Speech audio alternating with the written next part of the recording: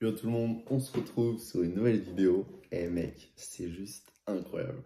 Je viens de poster un short mec récemment et il a fait des vues qui sont juste impressionnants. Donc je te remercie. Je sais pas si tu l'as déjà vu, ton short. C'est de le voir, c'est une rediffusion de l'une de mes vidéos. Sur ce, on commence la vidéo. Ok, on va faire une vidéo qui est un peu très simple sur des petits tips en musculation que genre, si t'appliques, ça, tu vois, ta progression, elle avance, mais ça donne un petit coup de boost à ta progression, tu vois. Donc, en vrai, si tu vas avoir genre un gros biceps ou autre, c'est incroyable à savoir. Surtout, regarde, mec, regarde, c'est des abdos quand même. Bref, si tu suis ces vidéos, frérot, il n'y a aucune raison que tu n'aies pas les mêmes résultats que moi. Parce que si je te donne ce qui a marché sur moi, bah, ça va marcher sur toi. Ok? Tips numéro un. Alors, c'est l'hydratation. Ça, je l'ai peut-être déjà dit, mais il faut le rappeler. Quand tu fais une séance de sport, si tu es déshydraté, tu vas perdre jusqu'à 10% de ta force.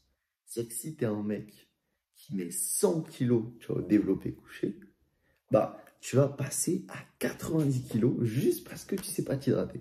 Et je pense qu'entre nous, frérot, si tu arrives à mettre du 100 kilos au développé couché, t'as pas envie de repasser à 90, tu vois. Après, bon, on met pas tous 100 kilos développé couché, donc bon. Mais tu vois quand même que ça peut faire une différence qui est juste quand même impressionnante. Après, je te parle d'une déshydratation, tu vois. Mais bref. Donc, tu t'hydrates. Le meilleur moyen, quand tu t'hydrates, d'absorber le plus d'eau et que l'eau reste dans ton corps et que tu aies des minéraux, c'est de mettre un peu de sel dedans. Donc, je te dis ça, au pire, tu mets du sel dans tes repas, tu mets du sel dans ton eau si t'es un déterré. Et en vrai, c'est la meilleure solution. Après, des gens ils vont dire oui, si tu mets du sel, ça va augmenter ta pression artérielle, ce qui fait que bah, c'est pas fou, ça, enfin pour la circulation sanguine. Mais c'est du bullshit total. J'ai lu plein d'études sur ce sujet, j'ai lu des médecins qui ont vraiment expliqué les études, qui disaient ça, et en fait, ils les a juste genre contredits. C'est-à-dire qu'on peut mettre du sel, n'aie pas peur du sel. Je te conseille du sel français, genre du sel Guérande, du sel celtique. C'est genre les meilleurs sels sur le marché. Très peu pollué et très très bon pour la santé. Parce que si le sel c'est tellement bon quand on met sur tes plats, c'est que ton corps il en veut, tu vois, c'est qu'il y a une raison. Bref, je suis parti un peu hors muscu, mais j'espère que ça t'a été utile. Ok, maintenant on va parler du miel, frérot. Je sais pas si, attends, je sais pas s'il y a un truc de miel sur le côté. Non, pas de truc de miel sur le côté. Bref, le miel, frérot, c'est le meilleur aliment au monde. Je sais pas, t'es là, t'es fatigué, je sais pas, t'as une séance de sport, t'es là, tu prends ton pot de miel, tu prends ta cuillère, faut même à la salle, t'en as rien à foutre. Tu prends comme ça, tu manges, et en gros, le miel, c'est le meilleur pré-workout naturel. C'est-à-dire qu'il va te donner une énergie qui est juste impressionnante. Tu vois, quand tu prends du café, t'as des en mode ouais, le prendre du café c'est pas bien, ou t'as des contreparties, etc. Frérot, le miel, c'est comme quand tu manges une banane, tu vois, juste tu la manges, t'es bien, tu vois. Donc je te conseille le miel. Moi, perso, je prends du miel le temps. Mec, si tu veux, je vais te le chercher, je vais couper la vidéo. Attends. Bref, mec, regarde ce miel, frérot. En haut, moi, je t'explique un peu mon miel. Parce qu'en gros, c'est du miel de thym, c'est Zios, genre Z-Y-O-S. Je sais pas si tu vois, mais genre, en gros, mon miel, il a cristallisé. C'est-à-dire qu'en gros, c'est des petits morceaux durs et là, c'est un peu liquide. C'est en gros, quand ton miel, il cristallise, c'est que c'est un miel de qualité. Bref, petit conseil de miel, frérot, on est sur une vidéo de musculation. Je commence à un peu partir en steak. Mais bref, frérot, tu prends du miel, petite cuillère, tu te mets trop bien. En plus, c'est tellement bon au goût. Moi, perso, j'aime bien le miel de thym. Je crois que ça aide contre l'acné, c'est bon pour la peau, etc. C'est juste incroyable, mec. Sur ce, bah, le miel, c'est good. Ouais, t'en prends tes séances, petit pré-workout. Donc, voilà. Ça, c'est le tips numéro un. Tips numéro 2, c'est l'étirement. Tu vas me dire, mec, pourquoi s'étirer, quand s'étirer, comment s'étirer, etc.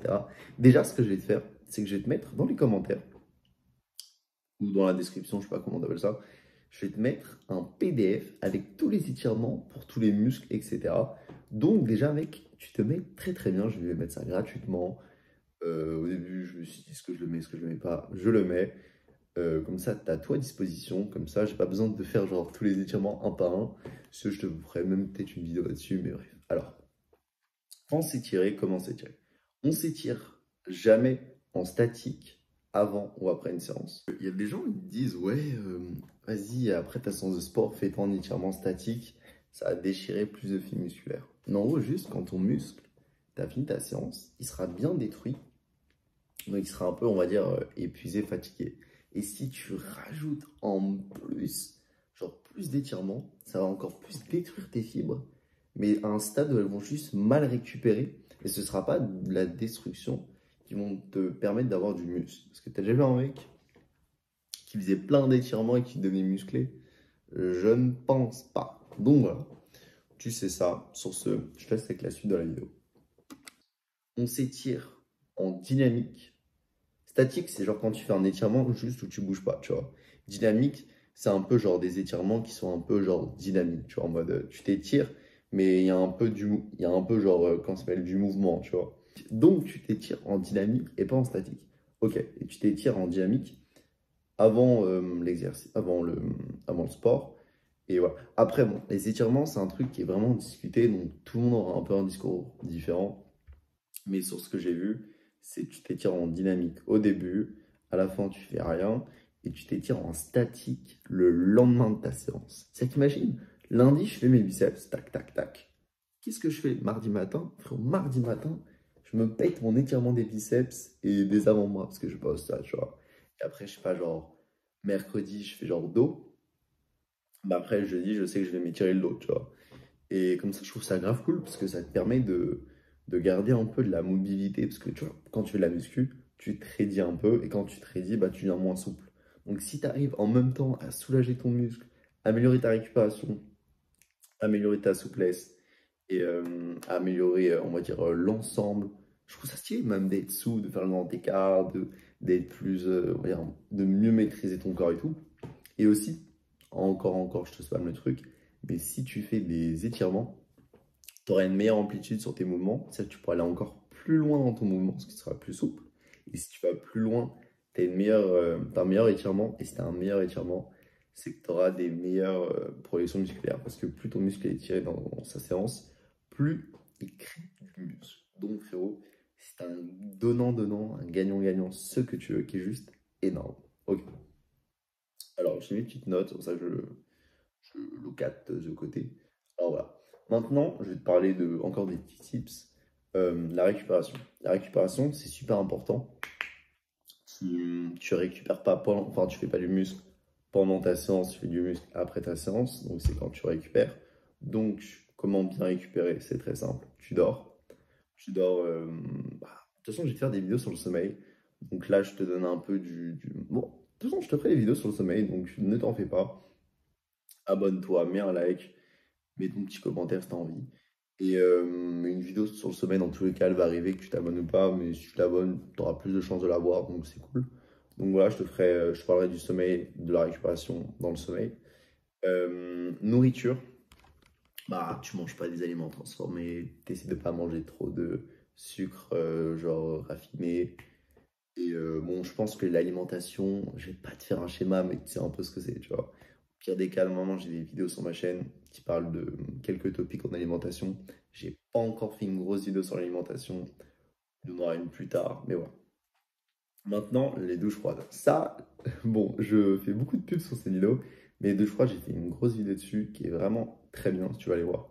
Et bref, en gros, il ne faut pas faire une douche froide 4 heures après sa séance. C'est-à-dire que si tu fais une séance à 16 heures, ta douche froide, tu peux juste la faire à 20 heures ou plus. Parce qu'en gros, juste après ta séance de sport, pendant les 4 heures, bah, ton corps, il sera un peu, je sais pas les mots exacts de la séance, mais il sera un peu perturbé. Et le fait de faire une douche froide, ça va un peu aller à l'encontre de ta récupération. Mais à un point qui est faible, tu vois. Donc tu peux quand même en faire une. Si c'est genre, si ta séance de sport, et bien juste après tes douches et que tu as envie de faire des douches froides, fais-en une, tu vois.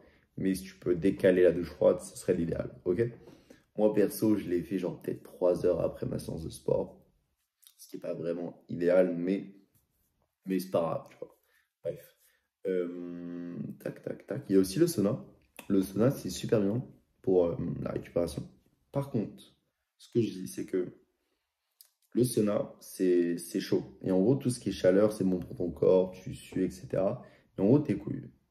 En gros, tes couilles, mec, ce qu'il faut que tu te dises, c'est que tes couilles, frérot, plus tu es dans un endroit qui est chaud, plus ça va être moins bien pour ta fertilité et tes spermes.